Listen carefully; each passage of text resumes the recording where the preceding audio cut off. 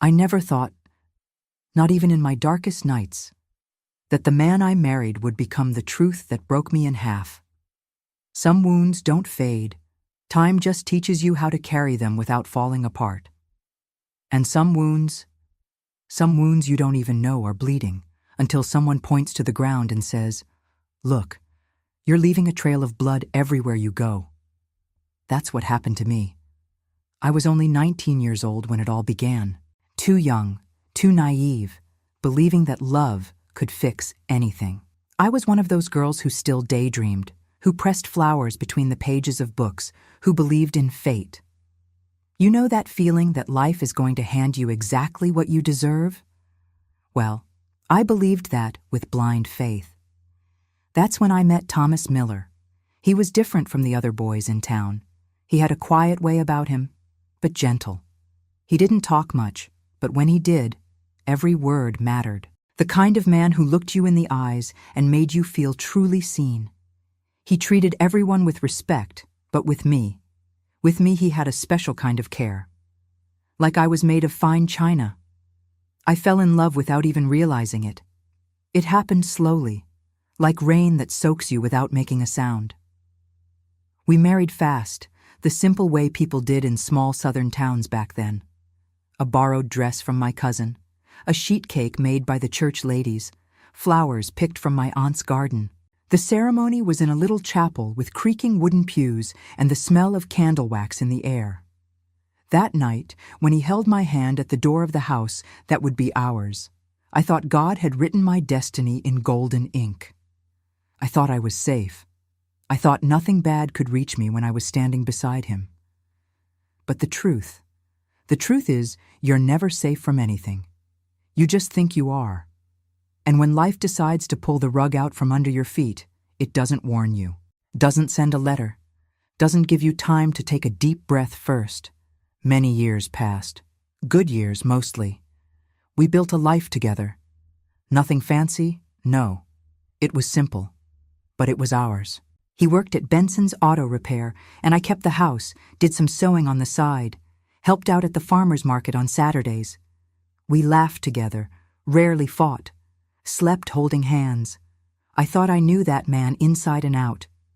But there are things buried so deep that even the person carrying them doesn't know they're there. Until one day, already a grown woman, already with aching joints and graying hair, already with sunspots on my face and weariness in my eyes, I heard a sentence.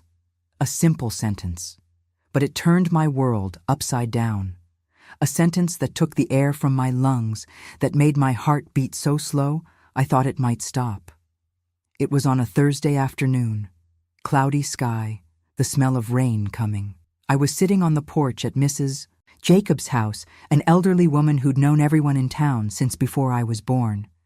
She was going through old boxes, the cardboard kind where you keep old photos, certificates, keepsakes nobody looks at anymore. Suddenly, she stopped, stood there staring at a yellowed photograph, and said, more to herself than to me, "Poor thing, your mama. What they did to her that day was inhuman." I froze. "What do you mean, Mrs. Jacobs?" She lifted her eyes to me, and I saw fear.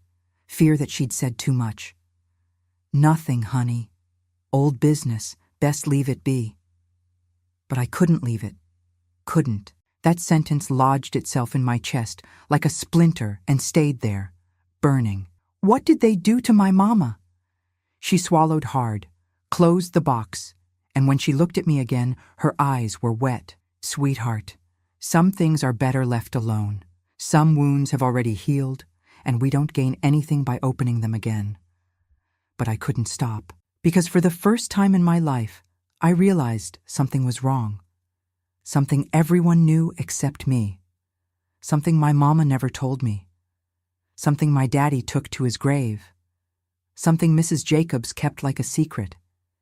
And that somehow, in a way I didn't yet understand, had to do with me and with Thomas. I went home that day with a weight in my chest I'd never felt before. I looked at my husband sleeping in the porch hammock, and for the first time in all those years, I felt afraid of him. Not afraid he'd hurt me, no. Afraid of discovering something that would change everything. And that's when I started asking questions. Questions about the day I was born, about the maternity ward, about the nurse my mama never wanted to see again, about the baby who, according to a distant aunt, didn't make it. And the more I asked, the more silence I received, until the day the truth exploded in my face. And when it exploded, my God, when it exploded, I understood why they'd hidden it from me my entire life.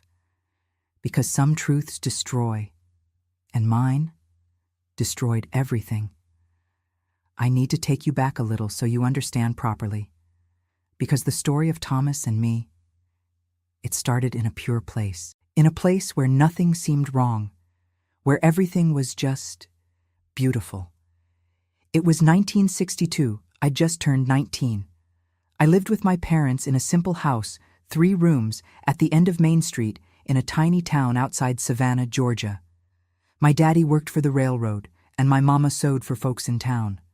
We didn't have much, but we never went without. It was that ordinary small-town life, you know? Where everybody knows everybody, where you leave your door unlocked and borrow sugar from the neighbor. Back then, what got young people excited was the county fair. It happened once a month, in the town square, under the big oak trees. They'd set up a wooden stage, hang colored lights in the branches, and the band would play those slow, romantic songs that made you dream. I never missed a single one, not even if it rained. It was at one of those dances on a September night that I met Thomas. I remember everything about that night, even now. The smell of hot popcorn mixed with the smell of damp earth from the rain that had fallen earlier, the crickets singing loud, the sky full of stars, the way you only see them in the country, far from city lights. I'd gone wearing a peach-colored dress my mama had sewn from leftover fabric. Nothing fancy, but I felt pretty. I'd even put on a little lipstick my cousin lent me. When the band started playing, I was standing near the dessert table, talking with the girls, and that's when he appeared. Thomas. He was tall. Not very, but enough that I had to lift my face a bit to look into his eyes. He had dark hair, neatly combed, and wore a white shirt that looked new.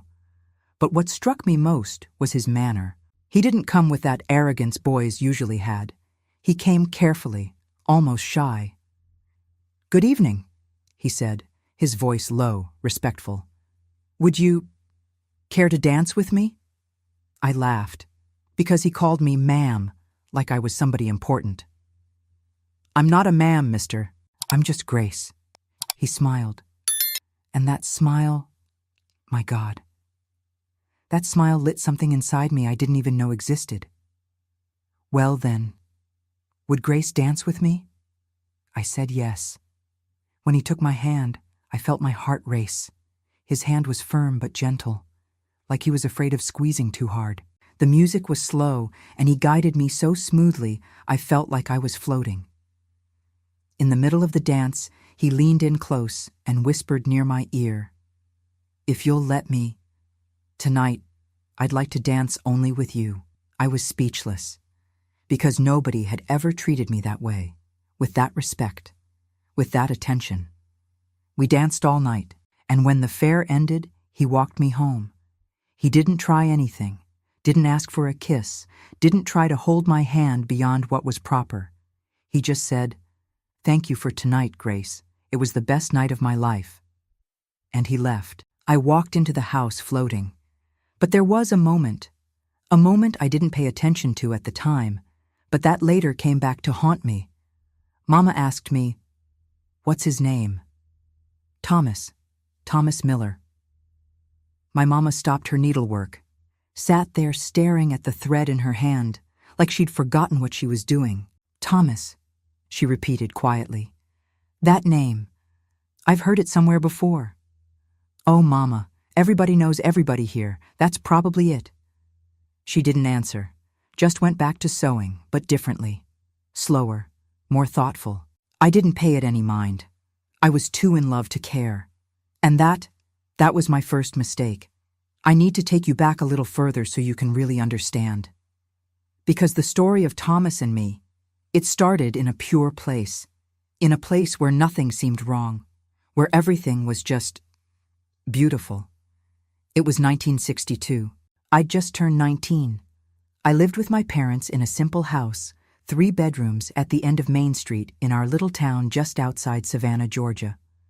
My daddy worked at the railroad depot, and my mama sewed dresses for ladies in town. We didn't have much, but we never went without. It was that quiet southern life, you know, where everybody knows everybody, where you leave your screen door unlocked and bring your neighbor a casserole when they're sick. Back in those days, what got young folks excited was the county fair. It happened once a month, right there in the town square, under those big oak trees dripping with Spanish moss. They'd set up a wooden stage, string-colored lights through the branches, and the local band would play those slow, sweet songs that made your heart ache in the best way. I never missed one. Rain or shine, it was at one of those fairs, on a warm September evening, that I met Thomas. I remember everything about that night, every single detail. The smell of hot buttered popcorn mixing with the scent of honeysuckle and fresh-cut grass. The fireflies blinking in the dusk, the sky turning from orange to purple to deep blue, with stars appearing one by one like God was lighting candles just for us. I'd worn a yellow sundress my mama had made from fabric she got on sale at Turner's Dry Goods. Nothing fancy, but I felt pretty in that simple way country girls do. I'd even borrowed a little tube of coral lipstick from my cousin Betty. When the band started up, I was standing near the lemonade stand with some girlfriends, giggling and watching the boys work up the courage to ask us to dance. And that's when he appeared. Thomas. He was tall, not towering, but enough that I had to tilt my chin up to meet his eyes. His hair was dark and neatly combed, and he wore a crisp white shirt with the sleeves rolled up to his elbows. But what really got me was the way he carried himself. Not cocky like some of the other boys, just careful, almost shy. "Evening, ma'am," he said, his voice soft and respectful. Would you do me the honor of dancing with me?" I laughed because he called me ma'am like I was some fine lady instead of just Grace Harper, the railroad man's daughter. "I'm no ma'am, mister. Just Grace." He smiled then. And Lord, that smile lit up something inside me I didn't even know was there. "Well then, Miss Grace, would you dance with me?" I said yes. When he took my hand, my heart just about jumped out of my chest. His hand was warm and steady, but gentle, like he was afraid I might break if he held too tight. The music was slow, and he moved so smoothly I felt like I was floating above the grass instead of standing on it. Halfway through the song, he leaned in close and whispered near my ear, "If you don't mind, I'd like to spend the whole evening dancing with just you." I didn't trust myself to speak, because nobody had ever made me feel that way before. Special, chosen, like I mattered. We danced until the band packed up, and when the fair was over, he walked me all the way home, even though it was a good mile and a half. He didn't try to kiss me, didn't even try to hold my hand beyond what was proper. He just walked beside me in the moonlight and told me about the stars. At my front gate, he tipped his head and said, "Thank you, Miss Grace. Tonight was the finest evening of my life." And then he was gone, disappearing down the dark road. I floated into the house. My mama was still up, mending a hem by lamplight. When she saw my face, she smiled. "Well now, looks like somebody had a good time." "I did," I said, trying to hide my grin and failing miserably. She laughed softly. But then there was a moment I didn't think anything of at the time, but that later haunted me like a ghost. She asked, real casual-like, "What's his name?" Thomas Miller." My mama's needle stopped mid-stitch. She sat there staring at the fabric in her lap like she'd forgotten what she was doing. "Thomas," she repeated, barely above a whisper. "I feel like I've heard that name before." "Oh, Mama, you probably have. Everybody knows everybody in this town." She didn't say anything else, just went back to her sewing, but slower now, more careful, like her mind was somewhere far away. I didn't think much of it. I was too full of butterflies and moonlight to notice anything strange. In the days that followed, Thomas started coming around. He'd bring me wildflowers from the roadside, walk with me to the post office, sit on our porch, and talk to me while my daddy watched from the window. He was polite to everyone. Tipped his hat to my daddy, helped my mama carry in groceries, never overstayed his welcome. But there was something I found odd, though at the time I just brushed it aside. Every time I asked about his family, he'd change the subject, quick as lightning, like he was running from something. "Thomas, tell me about your mama. What's she like?" "Oh, she's kind, but I'd rather not talk about the past much, Grace. What matters is right now." "What about your daddy?" His face would go hard, almost cold. "Never knew my father. I didn't push, because I could see it hurt him, and I didn't want to cause him pain. But then one day, sitting on a bench in the town square, he told me something that seemed just sad at the time. But later it became a piece of a nightmare puzzle. We were holding hands, watching kids chase each other around the fountain, when he said, "Grace, I'm not the blood son of the woman who raised me." I looked at him, surprised. "What do you mean?" He took a deep breath. "She found me when I was just a baby, behind the Greyhound bus station in Macon. Somebody left me there, and she took me in, raised me as her own." My heart broke for him. "Oh, Thomasing, you're a survivor." He smiled, but it was a sad smile. "Sometimes I wonder, who were my real parents? Why did they abandon me? Are they still alive somewhere?" I squeezed his hand tight. "It doesn't matter. What matters is you're here, and I found you." He looked at me with those deep, grateful eyes. "You're the best thing that ever happened to me, Grace." And I believed it with every fiber of my being. But if I'd known then what I'd discover years later, I would have run. I would have screamed. I would have stopped what was coming. But I didn't know. And fate is cruel to those who don't know. The weeks turned to months. Thomas kept courting me proper. We'd take long walks down dirt roads, share ice cream at Miller's drugstore, no relation, he'd always joke, sit in church side by side on Sunday mornings. My mama watched us, watched him, and I started noticing something in her eyes when she looked at Thomas.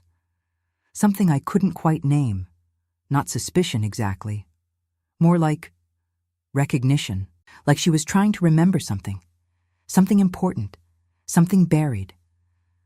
One Sunday after church, she pulled me aside while Thomas was talking to the Reverend. "Grace, honey," she said, her voice tight, "how much do you really know about that boy?" "I know enough, Mama. I know he's good and kind and he loves me." She bit her lip, like she was wrestling with words that wanted to come out. "It's just, there's something about him, something I can't quite put my finger on, something familiar." "Mama, you're imagining things." She looked at me for a long moment, then sighed. Maybe I am. But I saw it in her eyes. She wasn't imagining anything. She knew something she couldn't or wouldn't say. And that something was waiting in the shadows, waiting to destroy us all. We got married 6 months after that fair. 6 months that flew by like a dream. 6 months of evening walks, front porch conversations, and plans for the future. I embroidered dish towels and pillowcases for our hope chest, and Thomas saved every penny he earned at Benson's auto repair. We dreamed of a little house with a picket fence, children running through the yard, a simple and happy life. And that's exactly what we got. Simple. The ceremony was on a Saturday afternoon in the same little First Baptist church where my parents had married. There weren't many people. Close family, a few friends, our nearest neighbors. My dress was borrowed from my cousin Lord's, and the veil had belonged to my grandmother.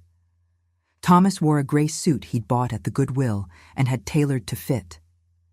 When he saw me walking down that aisle, I saw his eyes shine.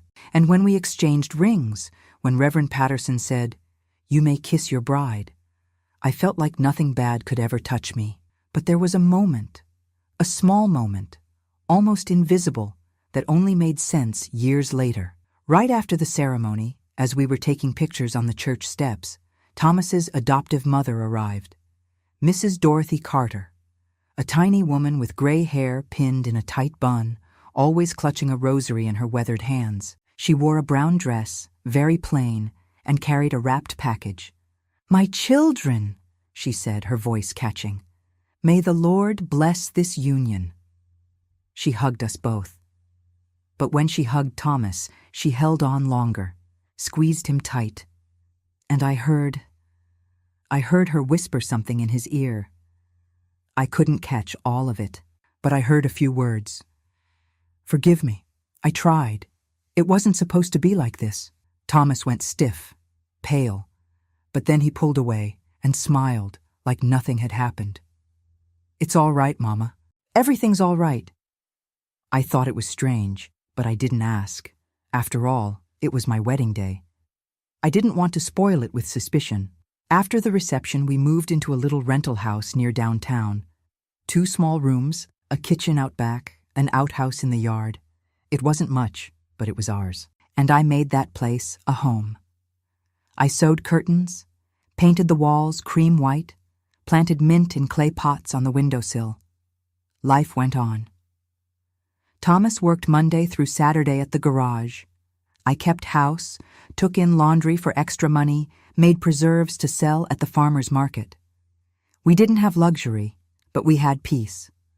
Until a few months later, I started getting to know Mrs. Carter better. She came to visit every week. Always brought something, a slice of pound cake, some tomatoes from her garden, a crocheted pot holder. She was a sweet woman, quiet. But I noticed she trembled whenever certain subjects came up. One day, I was helping her sort through some old boxes she'd brought over to store in our back room. They were full of old things, baby clothes, yellowed blankets, little wooden toys. "Was this Thomas's when he was little?" I asked, picking up a faded stuffed rabbit. She froze. Her face went white. Her hands started shaking. Yes, it was," she said, but her voice came out weak, uncertain. I kept looking through the box, innocently. I pulled out an old birth certificate, edges torn and yellowed. "Oh, look how sweet. Here's his name right here." But when I started to read it, she snatched the paper from my hands, hard, desperate.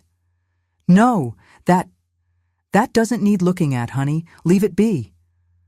I was shocked, because she'd never been sharp with me before. Never. "I'm sorry, Mrs. Carter. I didn't mean to." She took a deep breath, clutched the rosary in her pocket, and forced a smile. "No, dear. I'm sorry. It's just, going through these old things makes me nervous. Too many bad memories." She packed everything up quickly, closed the box, and changed the subject. But I couldn't stop thinking about it. Why?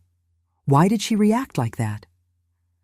That night, I asked Thomas, "Honey, your mama gets real strange when anyone talks about her past. Did something happen?" He was lying in bed, his back to me. He took a long time to answer. "Grace, my mama suffered a lot in life, lost people, went through things she'd rather forget. Best not to dig, all right? But what about your adoption? How did it really happen?" He turned to face me, and for the first time, I saw anger in his eyes. Not anger at me, anger at something bigger. "I already told you. They found me behind the bus station. Abandoned baby. My mama took me in. End of story. There's nothing else to know." "But Thomas, Grace, for God's sake!" He raised his voice. "Stop it. I don't want to talk about it. Not ever." I went cold, because he'd never yelled at me before. Never. He realized it, sighed, ran his hand over his face. "I'm sorry. It's hard for me. You understand?" I understood, or I thought I did. I thought he was just ashamed, hurt. I thought it was just the pain of abandonment, but it wasn't. It was something else, something much, much worse. And things got even stranger when months later my mama came over for Sunday dinner. It was the first time she and Thomas would spend real time together, sitting at the same table. When she arrived, I hugged her, excited, but she was serious, looking at Thomas with an expression I couldn't quite read. Not anger, not suspicion. It was like she was seeing a ghost. "Mama, you all right?" She blinked quickly, forced a smile. "I'm fine, sweetheart, just fine." But during dinner, she barely ate, just watched, observed. And when Thomas stepped outside to fetch water from the pump, she grabbed my arm hard. "Grace," she whispered, her eyes wet. "Are you sure he is who he says he is?" I frowned. "What do you mean, Mama?" She glanced at the door, afraid of being heard. That face, the way he moves. I swear I know him, but I don't know from where. "Oh, Mama, stop it. He probably just reminds you of someone in town." She shook her head, anguished. "No, honey, it's not that. It's like I've known him before, from long ago." Thomas came back in that moment. She let go of my arm and went quiet. But I saw it. I saw the way she looked at him, like she was trying to remember something. Something important, something terrible. And that's when I started feeling that something was very wrong. Something hidden beneath years of silence. And that sooner or later, it was going to surface. The weeks turned into months, and I tried to push the feeling away. I focused on being a good wife, on cooking Thomas's favorite meals, fried chicken, collard greens, cornbread, on keeping the house spotless, on being cheerful when he came home tired from work. But the feeling wouldn't leave. It sat in my chest like a stone. And every time I looked at my mama, every time Mrs. Carter visited, every time Thomas avoided talking about his past, the stone grew heavier. One afternoon, I was hanging laundry in the backyard when Mrs. Carter stopped by unannounced. She looked pale, tired, like she hadn't slept in days. "Grace, honey," she said quietly. "Can I talk to you for a minute?" "Of course, Mrs. Carter. Come sit." We sat on the back steps. She twisted the hem of her apron in her hands, nervous. "I need to tell you something," she began. "Something I should have said a long time ago." My heart started pounding. "What is it?" She opened her mouth, closed it, opened it again, and then tears started falling. "I can't," she whispered. "I can't do it. God forgive me, but I can't." "Mrs. Carter, you're scaring me." She stood up abruptly. "I have to go. I'm sorry. I'm so sorry." And she left, just like that, leaving me sitting there with my heart in my throat and 1,000 questions burning in my mind. That night, I couldn't sleep. I lay beside Thomas, listening to him breathe, and I felt it again. That feeling, that something terrible was waiting, and it was only a matter of time before it found us. The months kept passing, and Thomas and I settled into the rhythm of married life. Waking up early, coffee percolating on the stove, him heading off to the garage, me tending to the house. It was a good life, simple but good. But there was one thing that started weighing heavy on my heart, the longing to be a mother. Every time I saw a pregnant woman walking past or a baby in a neighbor's arms, my chest would ache. I wanted that, wanted to hold my own child, wanted to smell that sweet baby smell, feel that weight in my arms, have that sense that life had a bigger purpose. And Thomas wanted it too. His eyes would light up whenever he talked about it. "Grace, just imagine when we have our little one. I'm going to teach him to ride a bike, throw a baseball, and you'll make those little apple pies you make so well." I'd smile, and we tried. We tried hard, but the months kept passing. And nothing. At first, I didn't worry. I figured it was normal for it to take a while. But after a year, I started getting anxious. Was something wrong with me? Could I not get pregnant? Finally, a neighbor lady, Mrs. Perkins, suggested I go to the county health clinic for some tests. "Go on, honey. Sometimes it's just a little thing that's easy to fix." I convinced Thomas, and we went. On a Tuesday morning, real early, we caught the bus to the clinic. There were lots of folks waiting. Smell of rubbing alcohol, sound of babies crying, people coughing. But we waited patiently. When they called us back, we were seen by a young nurse with short dark hair and round glasses. She was friendly, efficient, asked us questions, drew some blood, took our blood pressure. "Y'all come back in a week to get the results, all right?" We agreed. I left there feeling hopeful, thinking we'd soon find out what was stopping us, get it fixed, and before long I'd be expecting. But when we went back a week later, that's when things started getting strange. The same nurse called us into a small examination room, closed the door. She laid the papers on the desk and looked at them with a confused expression. "So," she began, adjusting her glasses. "Your tests came back normal, overall. Nothing that would prevent pregnancy." I breathed a sigh of relief. "Oh, thank goodness. So we just keep trying, right?" She didn't answer right away, just kept staring at the papers, frowning. "Well, but there's something here that caught my attention." My heart jumped. "What?" She looked at me, then at Thomas, then back at the papers. "Mrs. Miller, have you ever been pregnant before?" My eyes went wide. "No, never. Why would you ask me that?" She pointed at one of the test results. "It's just that here, there are some markings on the uterus, markings we usually only see in women who've already had children, sometimes even in cases of complicated delivery or twin pregnancy." I couldn't understand. But that's impossible. I've never had a child, never lost a baby, never been pregnant in my life." She scratched her head, confused. "Strange, very strange indeed." Thomas, who'd been quiet up until then, shifted in his chair. I looked at him. He was pale, sweating, his hands trembling. "Honey, you all right?" I asked. He swallowed hard. Yeah, I'm fine." But he wasn't. I could tell he wasn't. The nurse continued. "Look, it might be some kind of anomaly. Could be something you were born with. I'm gonna write this down so y'all can see a specialist, okay? But don't worry, it's nothing that should prevent pregnancy." We left there, but I couldn't stop thinking about it. Markings on my uterus? How? I'd never been pregnant, never lost a baby, never had any procedures. How could I have markings from childbirth? That night, lying in bed, I turned to Thomas. "Honey, didn't you think what the nurse said was strange?" He had his back to me. Took a long time to answer. "I did, but it's probably just a mistake in the test." "You think?" He didn't respond. I pressed on. "Thomas, do you think there could be something in my family, some kind of condition, something my mama never told me about?" He turned abruptly. "Grace, stop!" His voice came out loud, angry. "Stop thinking about it. You're obsessing. The nurse said everything's fine, so everything's fine." I went quiet, scared, because he'd never spoken to me that way before. Never.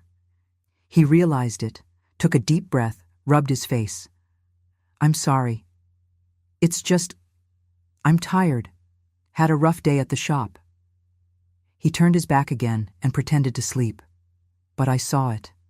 I saw his body tense. I saw his breathing fast, uneven. He was hiding something, or afraid of something. In the days that followed, I started noticing other things. Small things. Things that alone didn't mean much, but together. Together, they painted a strange picture. Like, every time I mentioned my childhood or asked about the maternity hospital where I was born, my mama would change the subject. Quick, with that look of someone hiding something. Or like, every time Mrs. Carter came to visit and I talked about wanting children, her eyes would fill with tears. Like it hurt her. Like she knew something I didn't. And worst of all, every time I looked at Thomas lately, I felt like he was carrying a weight. A huge weight. Something he wanted to tell me but couldn't. Until one Sunday morning, I decided to visit my mama alone, without warning, without calling ahead.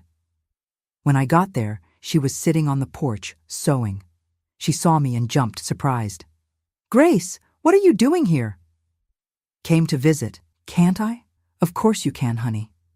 It's just, you never come without calling first. I sat beside her, took her hand. Mama, I need to ask you something, and I need you to be honest with me. She went tense. I saw her body stiffen. What is it, sweetheart? I took a deep breath.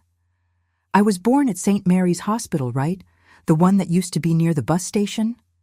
She went white. The needle slipped from her hand. Why are you asking? I just want to make sure. Was it there? She looked at the floor, at the sky, anywhere but at me. It was, yes. And was there anyone else born there the same day as me? Any cousin? Anyone you know? Her hands started trembling. She stood up fast, nearly knocking over her chair. Why are you asking me this? Who told you to ask this? I stood too, startled. Nobody told me, Mama. I'm just trying to understand some things. What things? Things that don't make sense. Things that everybody seems to know except me. She looked at me with eyes full of tears. And for the first time in my life, I saw my mother. Afraid. Afraid of me. Afraid of the truth. Grace, she whispered, her voice breaking. Some things are better left unknown. Some things we bury to protect the people we love. I felt a chill run down my spine. Mama, what are you hiding from me? She shook her head, crying now. I can't, honey. I can't tell you. I promised I never would. Promised who? She didn't answer, just turned and went inside the house, closing the door behind her. I stood there, frozen in the middle of the porch, with my heart racing out of control, with the absolute certainty that something terrible had happened, and that for some reason, everybody was protecting this secret, everybody except me. I walked back home in a daze, my mind spinning, my chest tight. When I got there, Thomas was sitting on our porch, whittling a piece of wood with his pocket knife. He looked up and smiled. Hey there, darlin'. Where'd you go?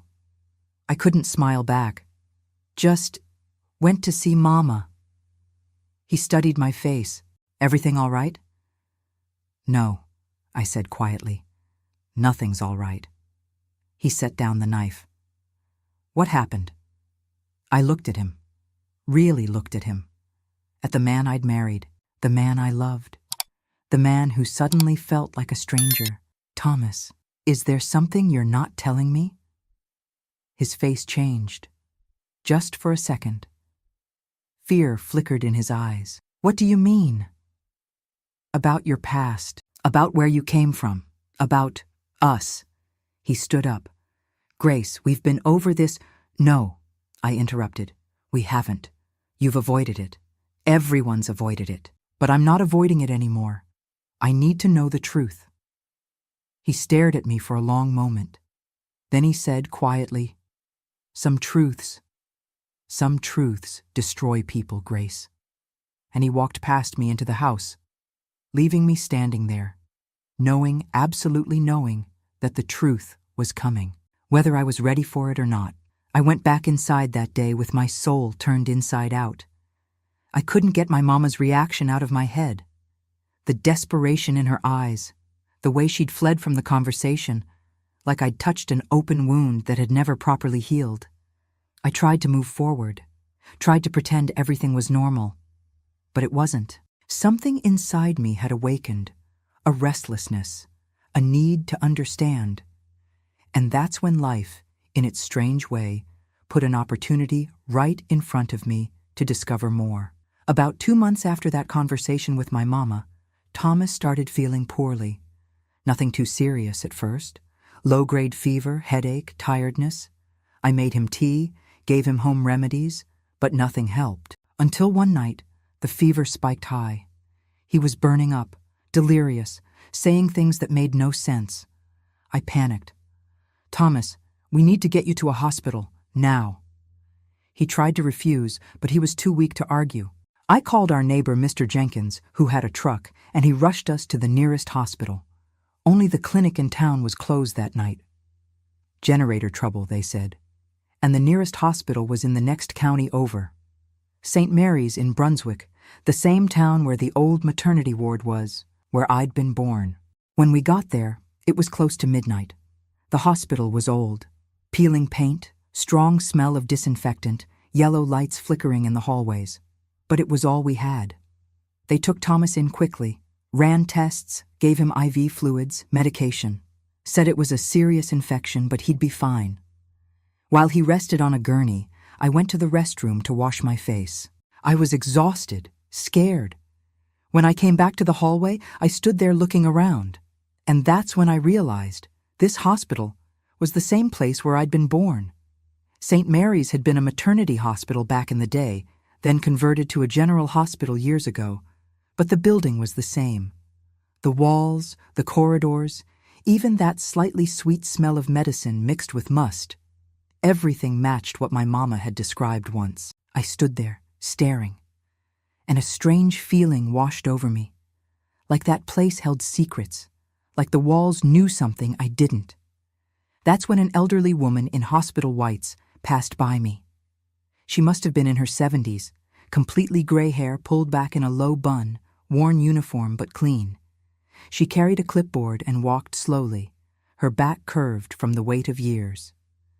When she passed me, she looked at my face and stopped cold, like she'd seen a ghost.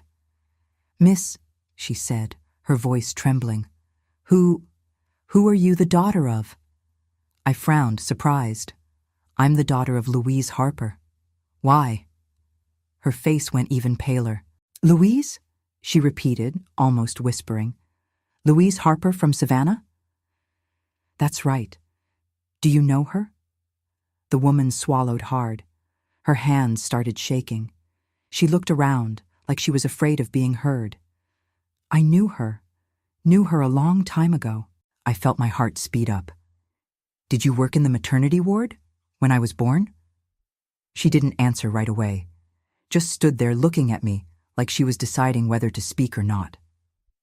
"I did. Worked here many years. Saw many things I shouldn't have seen." I stepped closer to her.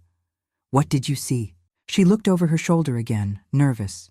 Then she grabbed my arm and pulled me into a darker corner of the hallway, away from other people. "Miss," she said, her voice low, urgent. "Your husband, what's his name?" I froze. Thomas Miller."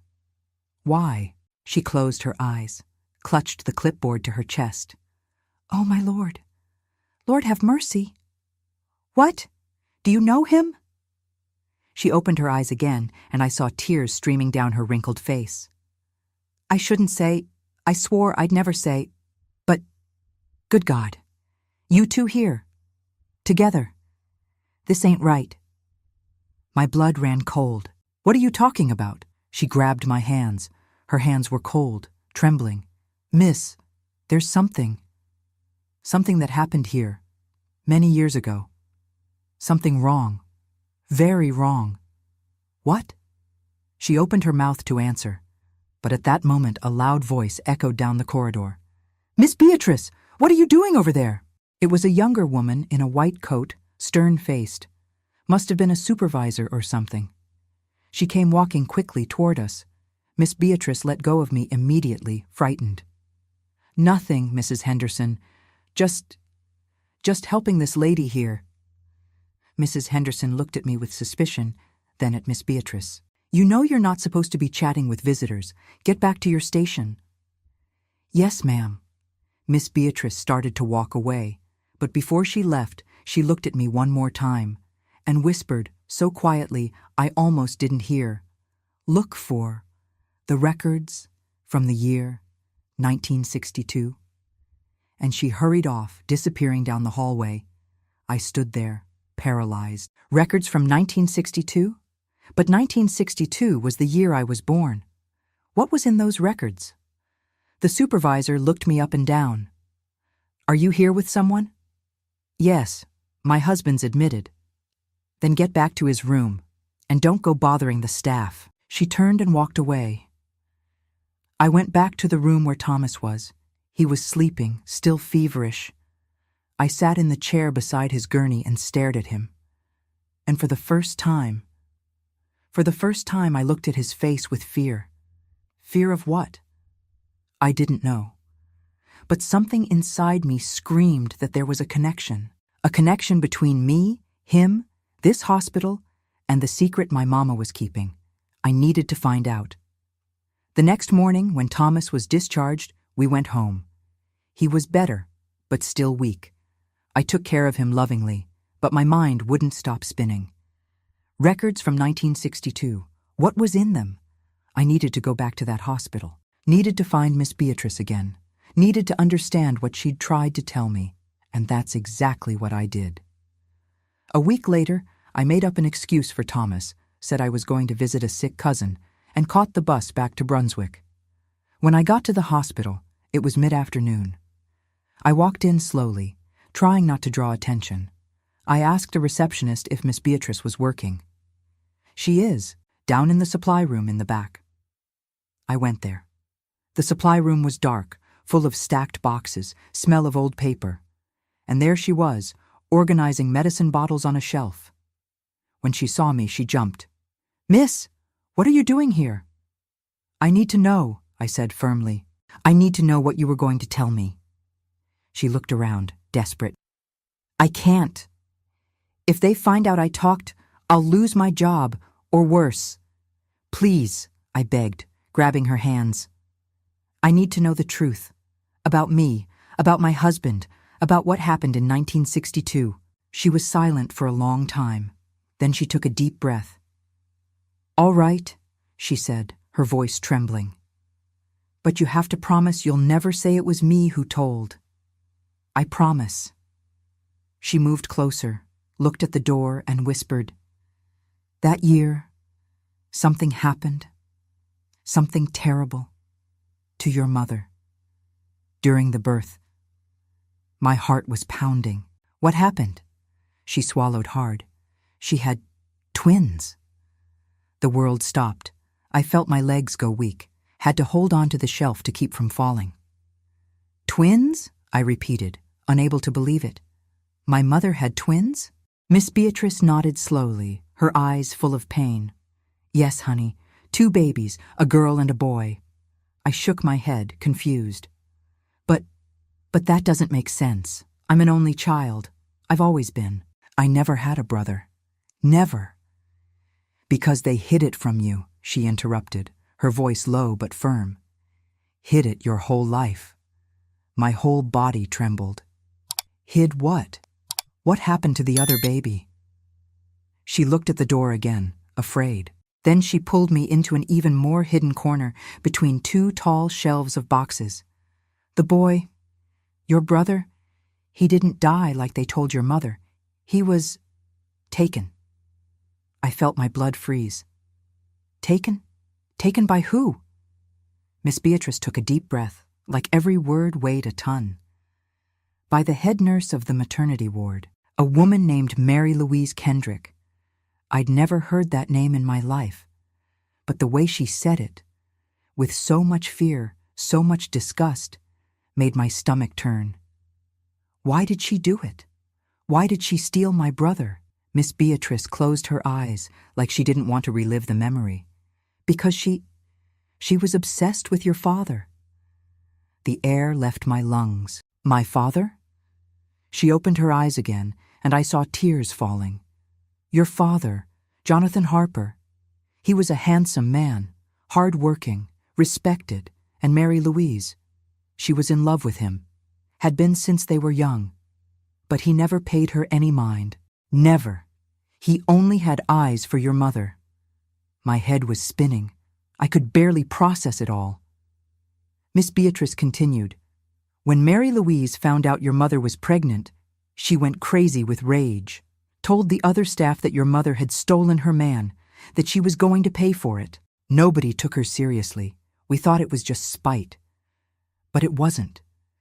She stopped, swallowed hard, like the next words burned her throat. "The day of the delivery, your mother had complications. She was bleeding badly, almost died, was unconscious for hours, and that's when..." That's when Mary Louise did what she did. I could barely breathe. What did she do? She took one of the babies, the boy, and told the doctors he'd died, falsified the death certificate, said the little body had been taken away to be buried. But it wasn't. She took him alive, took him far away, and gave him to someone else to raise. I felt a pain in my chest so strong I thought I'd pass out. My God in heaven. Miss Beatrice grabbed my arm. Your mother never knew. Never. When she woke up, they told her she'd had 2 babies, but the boy didn't make it. She cried for days, for weeks, but she believed it. And your father did too. Nobody questioned it, because back then we trusted doctors, trusted the papers. I started crying desperately. But why didn't anyone report it? Why didn't anyone say anything? She lowered her eyes, ashamed. Because Mary Louise had power. She was the head nurse. She threatened everyone. Said if anybody opened their mouth, she'd destroy their life. Would accuse them of theft, falsification, anything. And back then, it was easy to destroy someone like that. All it took was her word. I leaned against the wall, feeling the world collapse around me. And who did she give the baby to? Who did she give my brother to? Miss Beatrice went silent. A heavy, loaded silence. I don't know the person's name.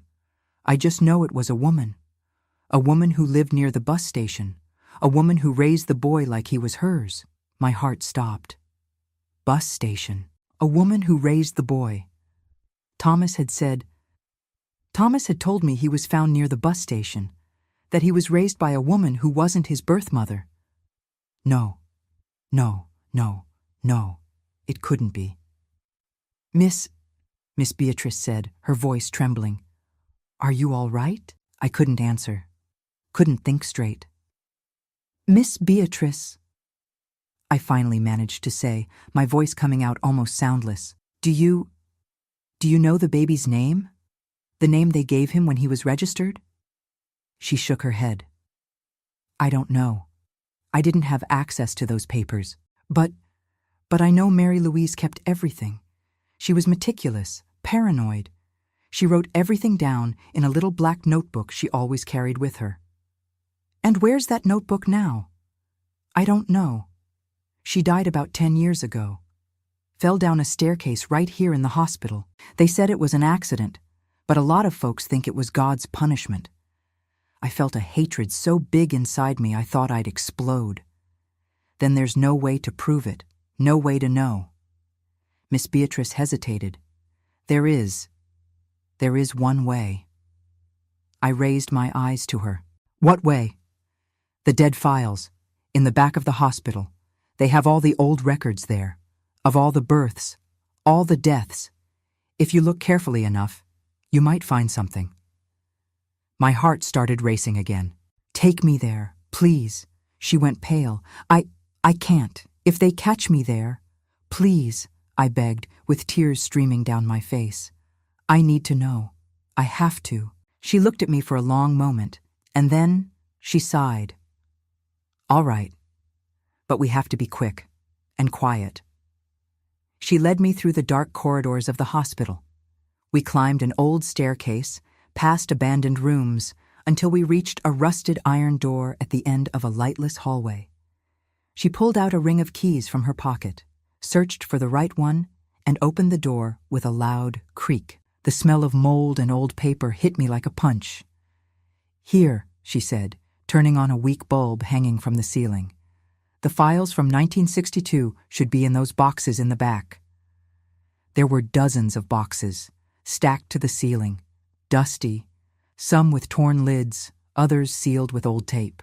I started searching, opened box after box. My fingers trembled. My heart was beating so hard I could feel it in my throat. Until, in a box marked Births, January to June 1962, I found it. A file, yellowed, with someone's shaky handwriting, written in a hurry. Mother's name, Louise Harper. Date of birth, March 12, 1962. Baby 1, female. Healthy. Name registered, Grace. Baby 2, male. Death declared at 03:47 a.m. But underneath, in different handwriting, smaller, almost illegible, someone had scribbled, delivered alive, MLK. MLK Mary Louise Kendrick. I held the paper with both hands, shaking all over. My brother was alive, I whispered. He was alive, and she stole him from me. Miss Beatrice put her hand on my shoulder. I'm so sorry, honey. I'm so sorry. I looked at her, my eyes burning from crying so much. I need to find him. I need to know who he is, where he is. She shook her head, sad. After all this time, it's going to be nearly impossible. But then I remembered. I remembered Thomas. I remembered what he'd told me. Found near the bus station, raised by a woman who wasn't his mother, born in 1962. No, please, God, it can't be him. I ran out of that hospital stumbling, could barely walk straight. Miss Beatrice followed me to the door, holding my arm tight, afraid I'd collapse. Miss, do you want me to call someone? You're not well. No, I just need to get home. But I didn't go straight home. I couldn't. My head was spinning. I needed to think. Needed to put the pieces of this cursed puzzle together. I sat on a bench in the square across from the hospital. The sun was already setting, the sky turning orange, purple, then dark. And I sat there, frozen, trying to breathe. Thomas, my husband, the man I loved.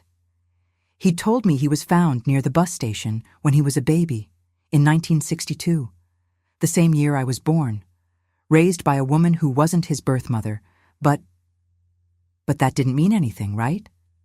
Many babies were abandoned back then. Many children were raised by other families. Didn't mean that. No, I couldn't think about it. But the more I tried to push the thought away, the more it came back, stronger, clearer, and there was something else that started making sense in a horrible way. My mama's reaction when she first saw Thomas. Something about that boy feels familiar. And Mrs. Carter, Thomas's adoptive mother, trembling every time anyone mentioned the past. The fear in her eyes, the guilt. Some stories are safer left buried, honey. And the way she'd whispered in Thomas's ear at our wedding, forgive me. I tried. It wasn't supposed to be like this. My God, she knew. Mrs. Carter knew. She knew who Thomas really was, where he'd come from. And that's why she carried all that guilt. I stood up from the bench, my legs shaky. I needed to go to her house, needed to look her in the eyes and ask for the truth. But it was far, and it was getting dark. I'd have to go back the next day. I caught the last bus home. The whole trip was torture. Every bump in the road was a punch to the stomach. Every curve was a wave of nausea. When I got home, it was already night. Thomas was in the living room, sitting in the rocking chair, reading the paper. When he saw me, he smiled. Grace, where have you been? I was getting worried. I forced a smile. Couldn't look him in the eyes. I went to visit Cousin Rose. She's feeling poorly. Oh, poor thing. How's she doing? She'll be fine. I went into the bedroom quickly before he could notice I was shaking. I lay on the bed fully clothed, pretended to be asleep when he came to bed beside me. But I didn't sleep. Spent the whole night awake, staring at the ceiling, feeling the weight of him on the mattress beside me, hearing his breathing, and wondering, was it possible? Could I have married my own brother? The next morning, very early, before Thomas woke up, I left a note saying I was going to the market. But I didn't go. I went straight to Mrs. Carter's house. She lived in a small house on the side of the highway, about 3 miles outside town. When I got there, everything was silent. Just the sound of birds and wind in the trees. I knocked on the door, once, twice, 3 times, no answer. Mrs. Carter, I called louder. It's Grace, I need to talk to you. Silence. I tried the doorknob. The door was unlocked. I opened it slowly. Mrs. Carter, I went inside. The house was dark, even though the sun was already high outside. Curtains closed, smell of medicine and church candles. And then I saw. She was sitting in the rocking chair, her back to the door, motionless. "Mrs. Carter?" I walked over to her, touched her shoulder. She was cold. I jumped back, stifling a scream. Dead. Mrs. Carter was dead. I trembled all over, leaned against the wall, trying not to faint. I needed to call someone, needed to... That's when I saw it, in her hand, clutched between her stiff fingers, a folded piece of paper. With my hand shaking, I took the paper, unfolded it. It was a letter, written in trembling, hurried handwriting. "Grace, if you're reading this, I'm already gone. And it's better this way. I didn't have the courage to carry this weight anymore. I need to tell you the truth. The truth I've kept all these years, with fear, with shame, with guilt. Thomas, he's not my son. Never was. I raised him, yes, but he was given to me by a nurse, a woman with hard eyes and a cold voice. She showed up at my door one night with a baby in her arms, said the baby had been abandoned, that if I didn't take him, she was going to leave him in the street to die. I didn't have children, never could.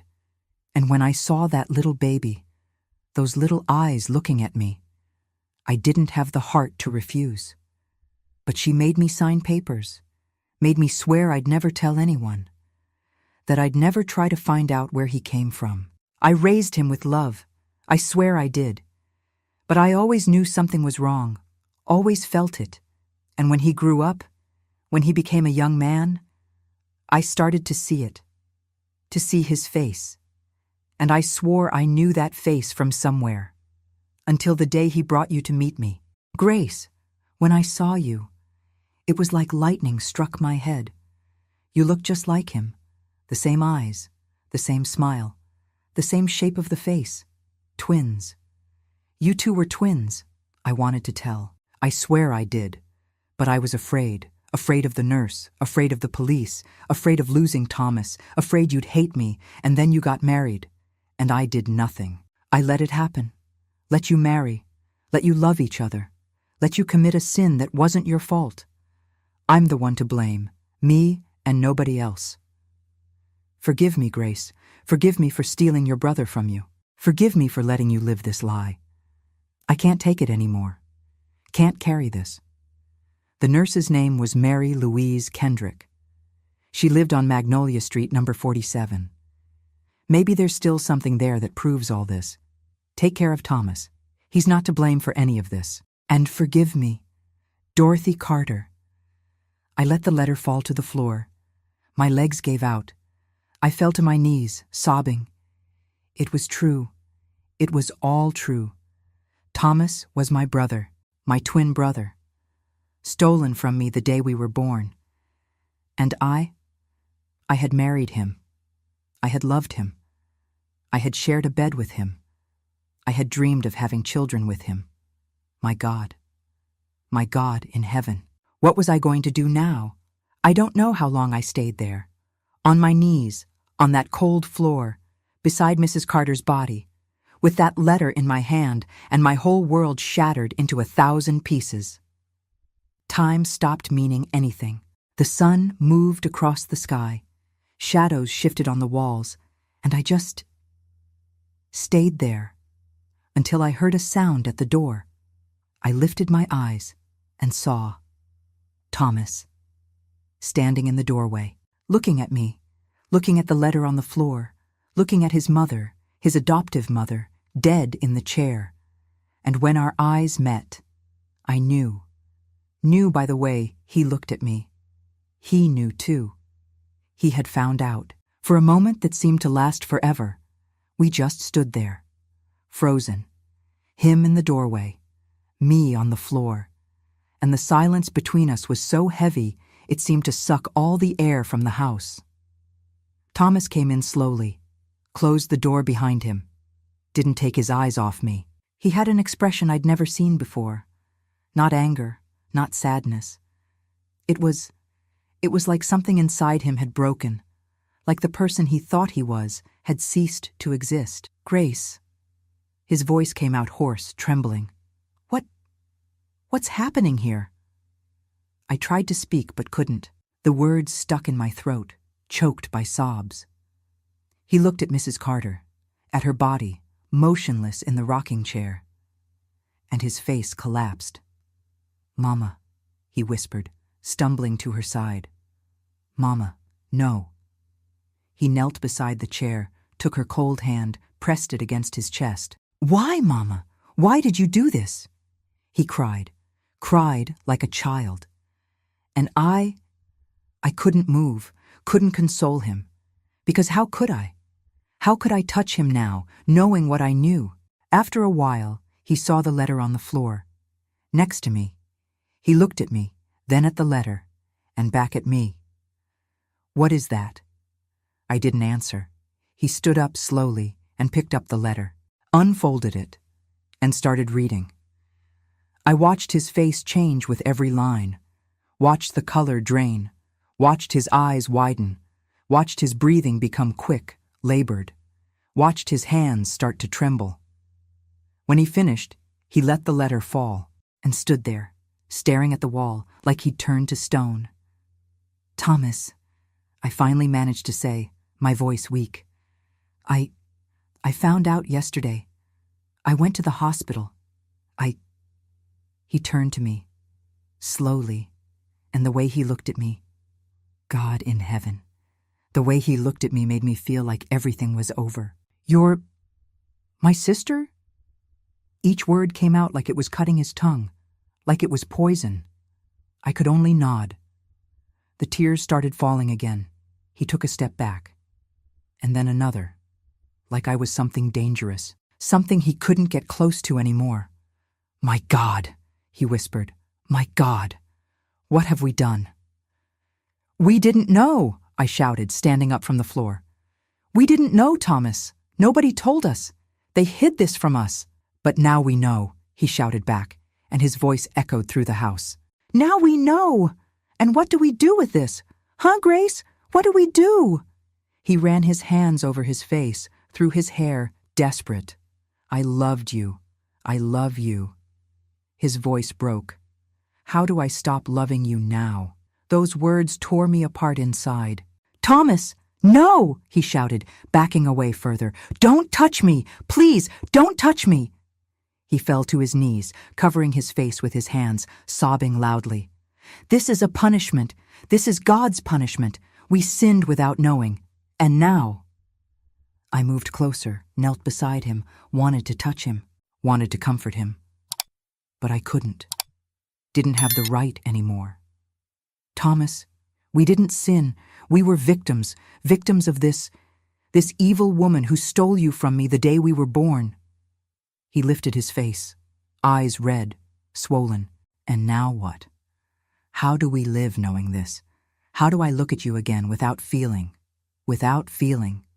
He didn't finish. But I knew what he was going to say. Disgust, guilt, shame. "I don't know," I said, my voice barely there. "I don't know, Thomas. I just know that we need to understand. Need to know everything. Because if we don't, this will destroy us." He was silent for a long time. Then he wiped his face with the back of his hand and stood up. "The letter, it mentions an address. Magnolia Street, number 47. The nurse's house." I stood up too. "We need to go there. Need to look for proof. Need to understand why she did this." He looked at me. And for the first time since he'd walked into that house, I saw something beyond pain in his eyes. I saw rage. "Let's go." We left there, leaving Mrs. Carter behind. We'd come back later to take care of her properly, but at that moment we needed answers. Magnolia Street was on the other side of town, an old neighborhood with dilapidated houses, iron gates, and abandoned gardens. Number 47 was a small house with peeling walls and windows boarded up. Looked like nobody had lived there in years. Thomas pushed the gate. It creaked loudly but opened. We walked through the overgrown yard, got to the front door, locked. Thomas looked around, picked up a rock, and broke the side window glass, unlocked it from the inside and climbed through. I followed. The smell inside was unbearable. Mold, dead rats, old paper. Everything covered in dust. Furniture still in place, like the person had left suddenly and never came back. "Let's search," Thomas said, his voice firm now. "Anything. Diary, letter, document. Anything that proves what she did." We started going through everything. Drawers, cabinets, trunks, boxes, paper by paper, photo by photo. Until, in an old dresser in the bedroom, under a pile of moldy clothes, I found it. A small black notebook, with a worn leather cover. I opened it with trembling hands, and there it was, page after page, written in small, nervous handwriting, dates, names, descriptions. I flipped through until I found the date I was looking for, March 12th, 1962. And there it was written, with details that made me feel sick. Louise gave birth today, 2 babies, perfect, healthy. But she doesn't deserve them. She never deserved Jonathan. He was mine, always mine. But she took him from me, so I'm going to take something from her. I took the boy, said he died, falsified everything, nobody suspected, gave him to Dorothy Carter. She's foolish enough not to ask questions. Made her sign a paper saying she'll never tell. Now Louise will suffer for the rest of her life. Will carry the pain of losing a child. And I'll carry the satisfaction of knowing I destroyed her happiness. Jonathan will never know he lost a son because of me. And that's what gives me the most pleasure. I closed the notebook hard, felt a wave of hatred so big I thought I'd vomit. "Thomas, look at this." He took the notebook, read it, and his face got whiter and whiter. When he finished, he threw the notebook on the floor so hard it hit the wall. "She destroyed our lives," he screamed. "Destroyed our lives because of a sick obsession." He punched the wall, punched again and again, until his hand was bleeding. "Thomas, stop!" I grabbed his arm. "Stop, please!" He stopped, panting, looking at his bleeding hand. "Grace," he whispered. "What do we do now?" I hugged him, hugged my brother, my husband, the person I loved, the person I could no longer love. "We survive," I said, crying on his shoulder. "We find a way to survive." And there, in that cursed house, holding each other in the midst of pain and truth, we cried for everything we'd lost, for everything we could never have. We left that house with the black notebook in our hands, physical proof of the evil that had shaped our lives, proof that we were innocent, that we'd just been pieces in a cruel game we never asked to play. But even with the proof, even knowing the truth, the pain didn't diminish. We walked in silence through the empty streets. The sun was setting, the sky turning blood red, and we walked side by side, but without touching. Like now, there was an abyss between us. When we got near home, Thomas stopped. "I can't go in there," he said, looking at our little house. "Can't sleep in that bed again. Can't pretend everything's okay." I understood, because I felt the same. "Then what are we going to do?" He ran his hand through his hair, desperate. "I don't know, Grace. I don't know." We stood there, stopped on the corner, like two strangers who'd shared everything and who now had nothing. Should we tell someone?" I asked, my voice weak. "Tell who?" he answered, bitter. "Your mama? The whole town? So everybody can look at us with disgust? But Thomas, we didn't do anything wrong." "Everybody will say we did," he shouted. "Everybody will point. Everybody will talk. Look there, the 2 who got married without knowing they were siblings. You think anybody's going to have mercy on us?" He was right. I knew he was. Back then, in a small place like ours, a story like this would be the end of any chance at a normal life. We'd be marked forever, be driven out, be treated like freaks. "So," I said, swallowing my tears, "we just end it? We just separate and pretend nothing happened?" Thomas looked at me, and in his eyes I saw so much pain, my heart shattered. "There's no other choice, Grace." "But I love you," I said, letting the tears fall. "I love you, Thomas, and that won't change just because I found out you're my brother. I can't erase what I feel."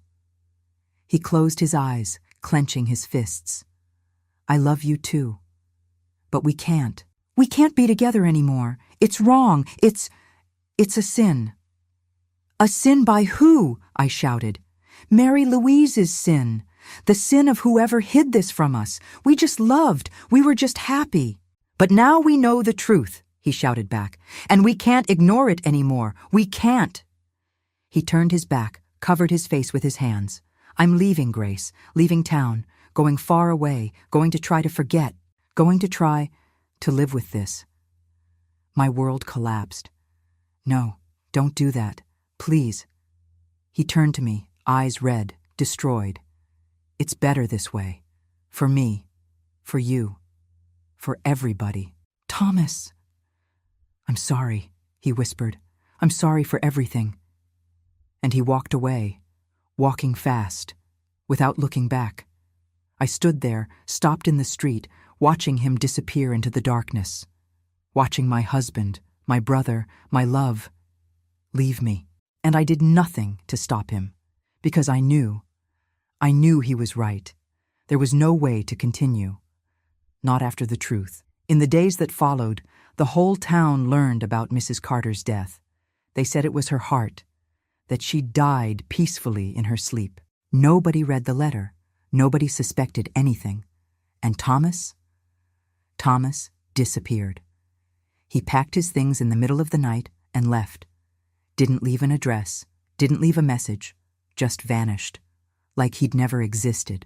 I stayed in that little house, alone, trying to pick up the pieces of a life that had turned to dust. My mama came to visit, sat beside me on the porch, held my hand. "He left you?" she asked, her voice soft, worried. I didn't answer. Couldn't tell her the truth. Couldn't destroy her too. "Sometimes," she continued, "sometimes things don't work out, sweetheart. But life goes on. You're strong. You'll get through this." If she only knew. If she only knew that the son she'd mourned for years had been stolen, that he'd grown up just miles away from her, that he'd married his own sister without knowing. But I didn't tell her.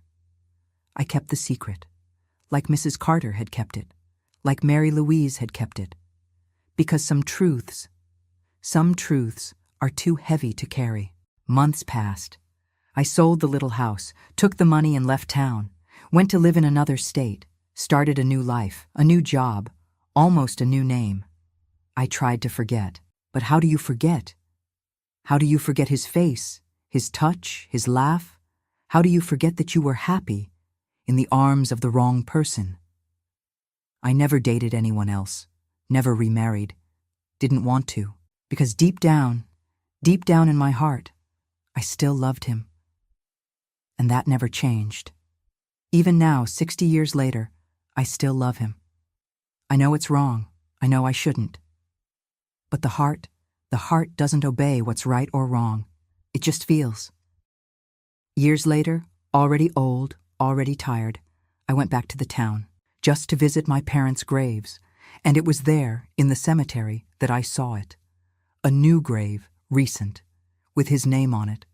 Thomas Miller, 1943, 2010. He had died. My brother, my husband, my love, had died, and I hadn't even known. I knelt in front of the grave, my legs weak, my body aching. "Thomas," I whispered, running my hand over the cold stone. "Did you manage to forget? Did you manage to be happy?" The wind blew, shaking the trees around me, and I swore I heard his voice whisper back, "Never forgot, never stopped loving you." I cried there, at that grave, like I hadn't cried in years. Cried for everything we'd lost, for everything that had been stolen from us, for a whole lifetime of love that was destroyed by a lie. And when I stood up, wiped my tears and said, "We'll meet on the other side, my love. There, we can just be siblings, or just lovers, or just two souls who loved each other without guilt. And I left, carrying with me the weight of this story, the weight of an impossible love, of a secret that could never be told, and of a truth that destroyed everything. I went back to my house after that visit to the cemetery, the small house where I lived alone, far from everything, far from everyone. A simple house with a wooden porch and a garden I tended with care. It was all I had: flowers, silence, and memories. Memories I kept locked deep in my chest. But that night, after seeing his grave, something inside me changed. It wasn't relief. It wasn't peace. It was like a door had opened. A door I thought I'd locked forever.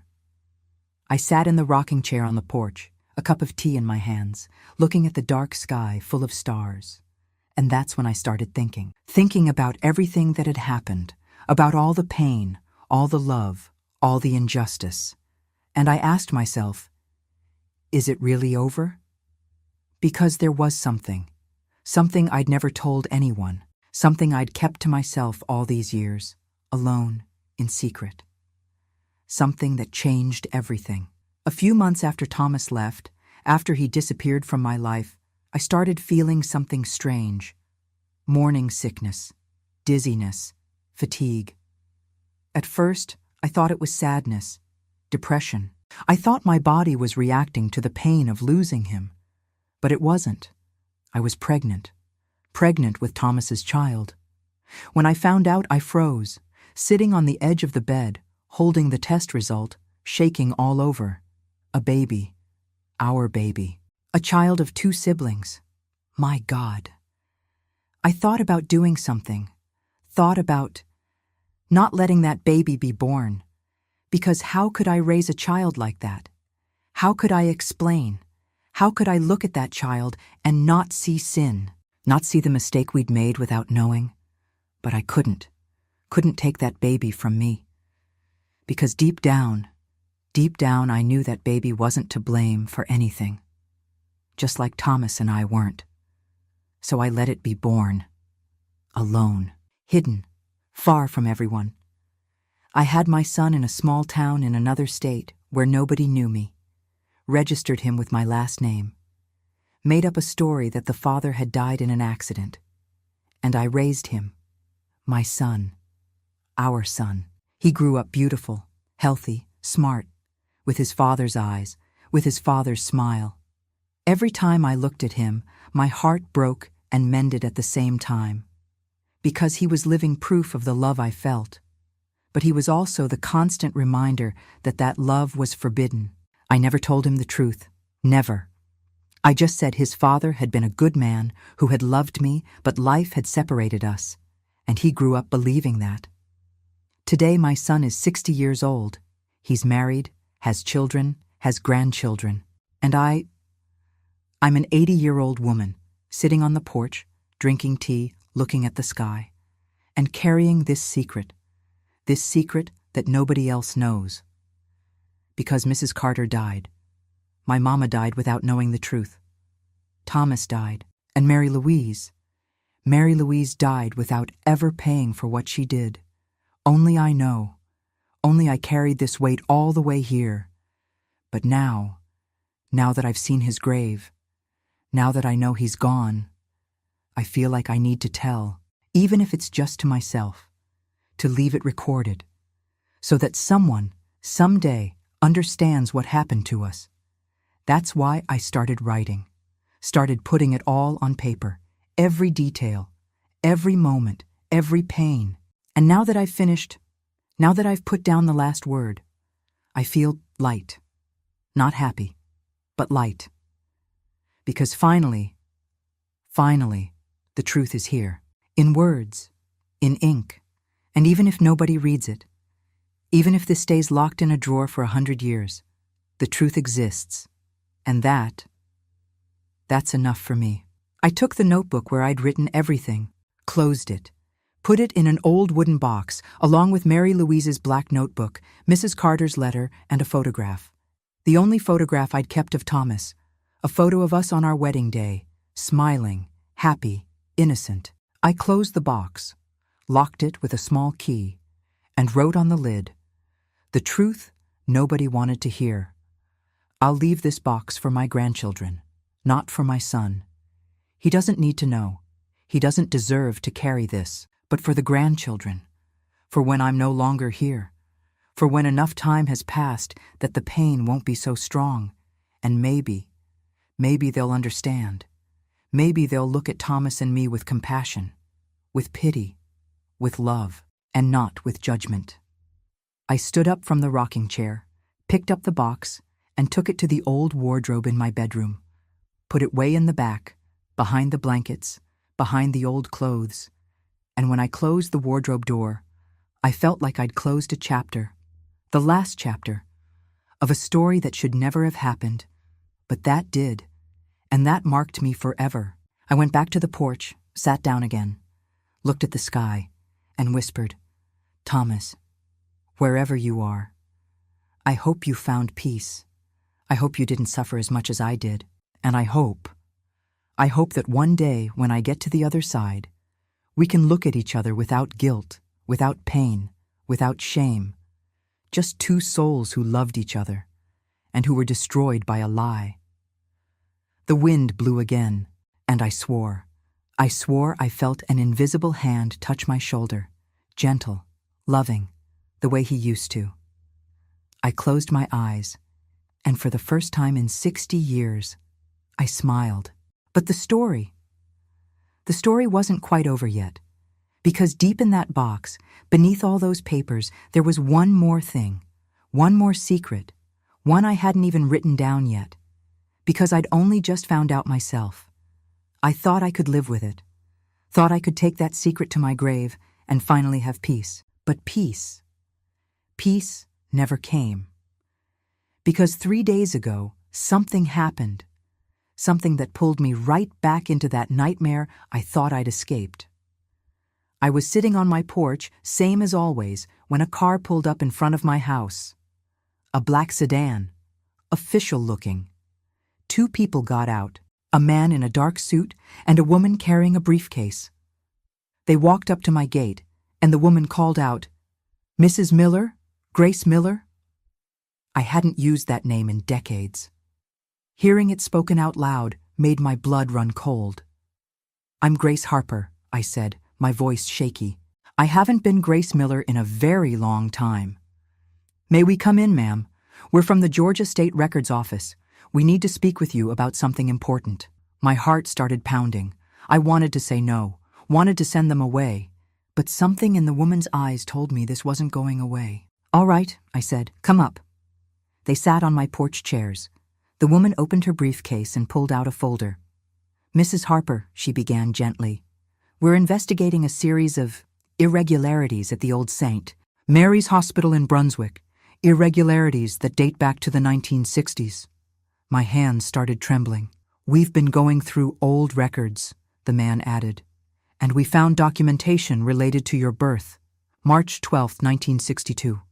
I couldn't speak. The woman pulled out a yellowed document. "According to hospital records, your mother, Louise Harper, gave birth to twins that day. A girl, you, and a boy. The boy was declared deceased at 3:47 a.m. "I know," I whispered.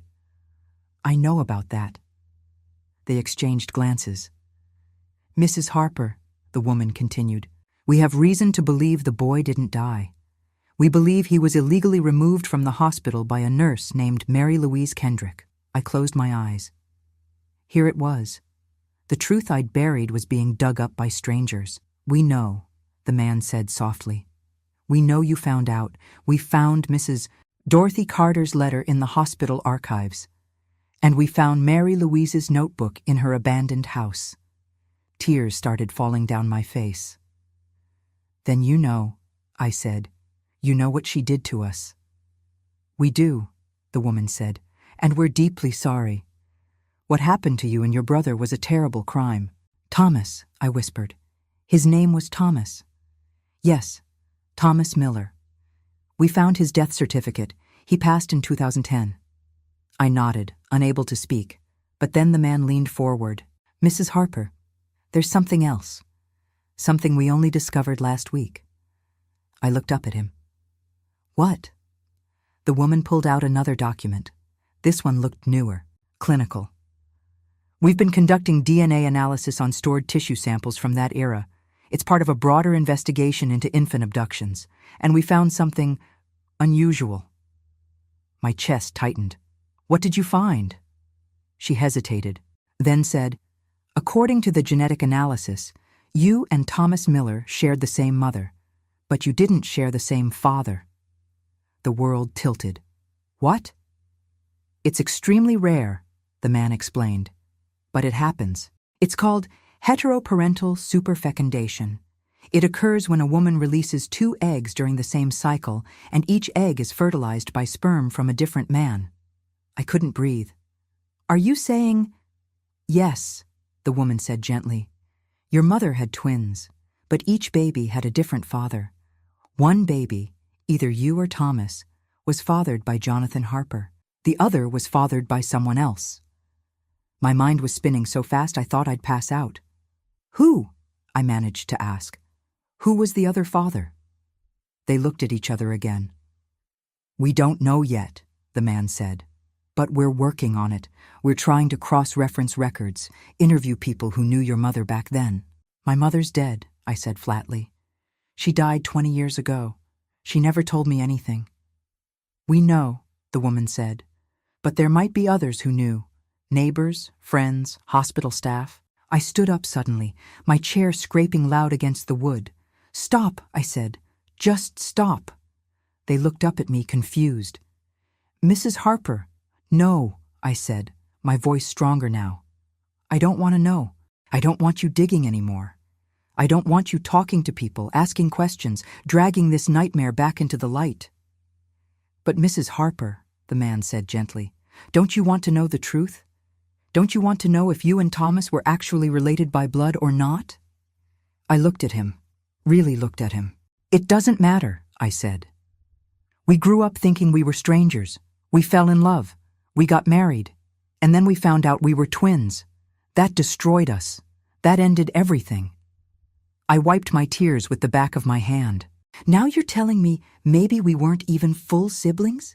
That maybe we could have been together after all? What am I supposed to do with that information? Thomas is dead. He died thinking we'd committed a terrible sin. He died carrying that guilt. My voice broke. And now you want to tell me it might not have even been true? That we destroyed our lives for nothing? The woman stood up, reached toward me. Mrs. Harper, I understand this is painful. You don't understand anything, I shouted. You don't understand what it's like to love someone so much it hurts, and then have that love ripped away because you find out you're related. You don't understand what it's like to carry a secret for 60 years, alone, with nobody to talk to, nobody to help you. I was shaking now, crying hard. And you definitely don't understand what it's like to find out, after the person you loved is dead and buried, that maybe you could have been together all along. The porch was silent except for my sobs. Finally, the woman spoke, very softly. Mrs. Harper, there's one more thing you should know. I looked at her through my tears. What? She pulled out one last document. According to our investigation, there may have been a third baby. I froze. What? The medical notes from your mother's delivery mention unusual fetal positioning and possible additional gestational material removed. At the time, they didn't have the technology to understand what that meant. But now, with modern analysis, what are you saying? I whispered. We believe your mother may have been pregnant with triplets, not twins, 3 babies, and if one was taken by Mary Louise and you survived, there may be another sibling out there. Somewhere. My legs gave out. I sank back into my chair. No, I whispered. No, that's not possible. We're not certain, the man said quickly. It's just a theory based on the medical notes, but we wanted you to know, because if there is a third person out there, they deserve to know the truth too. I buried my face in my hands. I can't, I said. I can't do this again. I can't go looking for more family, more secrets, more pain. The woman knelt beside my chair. Mrs. Harper, Grace, you don't have to do anything, but we need your permission to continue the investigation, to try to find out the full truth, not just for you, but for anyone else who might have been affected by Mary Louise's crimes. I looked at her kind eyes, at the folder in her hands full of documents that could rewrite my entire life. And I thought about Thomas, about the life we could have had, about the son I'd raised alone who never knew his father, about the possibility that somewhere out there was another person carrying pieces of this story. I need time, I finally said. I need to think. They nodded and stood. Take all the time you need, the woman said. Here's my card. Call me when you're ready, or if you're never ready, that's okay too. They left, and I sat there on my porch, holding that card, watching the sun set, thinking about truth, about lies, about love, and about whether some secrets are better left buried, or whether the dead deserve to have their stories told, even if telling those stories breaks the living all over again. I sat there until the stars came out, until the crickets started singing, until the night wrapped around me like a blanket. And I still didn't know what to do. Because how do you choose between protecting yourself and honoring the truth? How do you decide whether to open a door that might lead to more pain? How do you live with the possibility that everything you thought you knew was wrong? I looked up at the stars, and I whispered, Thomas, what would you want me to do? The wind blew gently through the trees, and in that wind, I swore I heard his voice one more time. Tell the truth, Grace. Always tell the truth, even when it hurts. I closed my eyes and made my decision. I didn't sleep that night. I sat on my porch until dawn, watching the darkness slowly turn to gray, then pink, then gold. The card from the state records office was still in my hand, slightly crumpled from how tightly I'd been holding it. By the time the sun came up, I knew what I had to do. I went inside, made myself a cup of coffee, and sat at my kitchen table, picked up the phone, dialed the number on the card. She answered on the second ring. Grace? Just hearing her say my name made my hands shake. I'll help you, I said. I'll tell you everything I know, but I need something in return. Anything. When you find out the truth, the whole truth, you tell me first, before you tell anyone else, before it becomes public record. I need to know before the world knows. There was a pause. I can do that, she said. I promise. Then come back tomorrow and bring everything you have.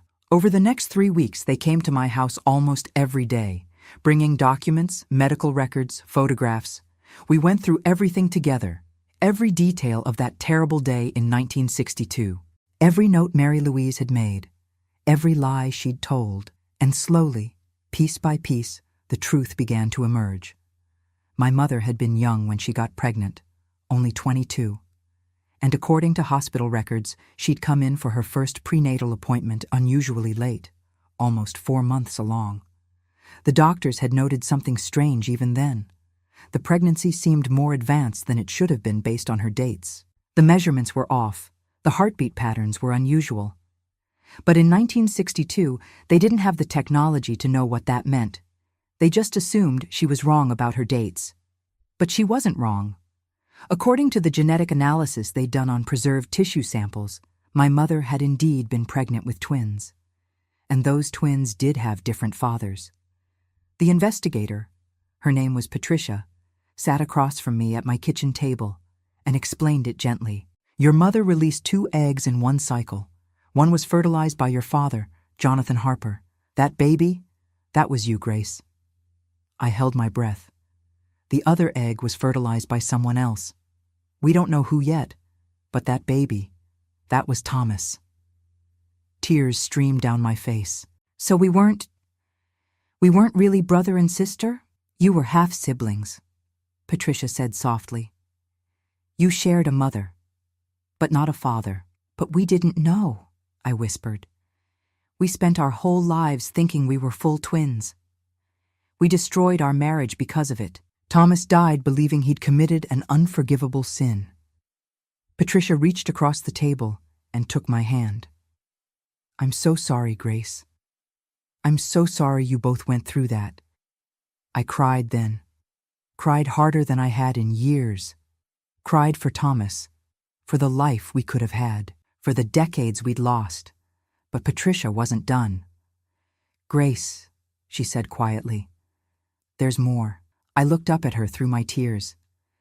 The medical notes mention additional fetal material that was removed during your mother's delivery. At the time, they thought it was just placental tissue. But based on the genetic markers we found, she pulled out another document. We believe there was a third embryo, not a full fetus. It stopped developing very early in the pregnancy, probably in the first trimester. It's called a vanishing twin. It happens when one embryo is reabsorbed by the mother's body. My heart was pounding. So there were 3. But only 2 survived to birth. Exactly. You and Thomas. One fathered by Jonathan Harper. One fathered by someone else. But who? I asked desperately. Who was Thomas's father? Patricia hesitated. We've been cross-referencing hospital records with employment records from that time, and we found something. She pulled out a photograph, black and white, faded, a man in a white coat, young, handsome, standing in front of St. Mary's Hospital. This is Dr. William Kendrick. He was a resident at St. Mary's in 1961 and 1962. I stared at the photograph. Kendrick? Yes, Mary Louise Kendrick's younger brother. The room started spinning. According to hospital staff we interviewed, your mother came in for a prenatal appointment in the spring of 1961. Dr. Kendrick was the one who saw her, and there were rumors, unconfirmed but persistent, that he was known for being inappropriate with female patients. I felt sick. Are you saying... We believe Dr. Kendrick may have assaulted your mother during that appointment, and that Thomas was the result. I couldn't breathe. And Mary Louise knew? We think so. We think that's part of why she stole Thomas. Not just because she was obsessed with your father, but because Thomas was her nephew, her brother's son, and she wanted to protect her family's reputation. Everything was crashing down around me. So when she gave Thomas to Mrs. Carter, she was hiding what her brother had done. Yes, I sat there in silence for a long time. Then I asked the question I'd been afraid to ask. Does this mean Thomas and I weren't actually related at all? If I was Jonathan's daughter and he was Dr. Kendrick's son? Patricia looked at me with so much compassion it hurt. Genetically? No, you weren't related by blood. You shared a mother, but you had different fathers. You weren't siblings at all. The weight of those words crushed me. So, we could have been together, I whispered. We could have stayed married, had a normal life, been happy. Yes. I put my head down on the table and sobbed. All those years, all that pain, all that guilt. For nothing. We'd destroyed our lives over a lie that Mary Louise had created, a lie that had poisoned everything. When I finally stopped crying, I looked up at Patricia. What happens now? Now, she said, we document everything. We add it to the official record, and we try to find out if there are other victims, other babies Mary Louise might have stolen, other families she destroyed. And what about me? I asked. What do I do with this information? Patricia squeezed my hand. That's up to you, Grace. You can keep it private, or you can tell your story. Help other people who might be going through something similar. I thought about my son, about my grandchildren, about the box I'd hidden in the back of my wardrobe. I need to tell my son, I said. He deserves to know the truth about his father, about who Thomas really was. I think that's wise. I stood up, walked to my bedroom, and pulled out the old wooden box, brought it back to the kitchen table. This, I said, is everything I've kept all these years. Thomas's photograph, Mary Louise's notebook, Mrs. Carter's letter, and my own written account of what happened. I opened the box and looked at Thomas's face in that wedding photo. Young, happy, innocent. I'm going to give this to my grandchildren, I said, along with everything you found, so they'll know the whole truth, the real truth. Patricia nodded. I think that's beautiful, Grace. I closed the box and looked out the window at the morning sun. You know what the hardest part is? I asked. What? Knowing that if we just waited, if we just asked more questions, if someone had told us the truth sooner, Thomas and I could have had a lifetime together. I wiped my eyes. But we didn't get that, because one bitter woman decided to play God with our lives, and by the time we found out the truth, it was too late. I looked at Patricia. Promise me something. Anything. Promise me you'll find everyone she hurt, every family she destroyed, and you'll tell them the truth, all of it, so nobody else has to live with lies the way we did. I promise, Patricia said. I swear to you, Grace, we'll find them all.